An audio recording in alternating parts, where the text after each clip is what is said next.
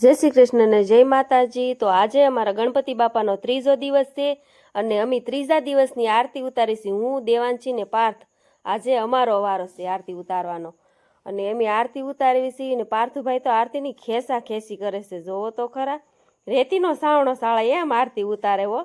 મેં કીધું ધીમે ધીમે ઉતાર। પછી પાર્થના પપ્પાને કીધું તમે આવી જાઓ આ વખતે આરતી ઉતારવા, કેમ કે હવે આવતા વર્ષે વારો આવશે ત્યાં સુધી વારો નહીં આવે ગણપતિ બાપાને આરતી ઉતારવાનો।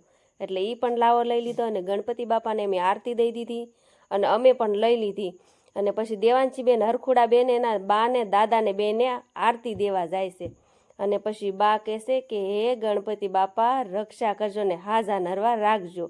પછી અમે પ્રસાદ ધરાવ્યો ગણપતિ બાપાને અને પ્રસાદ ધરાવીને અમે પગે લાગ્યા, ગણપતિ બાપા આ તમારો પ્રસાદ તમે આરોગો। અને મેં આજે શીરાનો પ્રસાદ બનાવ્યો હતો અને અમે આરતી ગાઈ અને પછી અમે ધાબા ઉપર ડીશ લઈને ચડી ગયા, એટલામાં ધાબા ઉપર આવી ગયા।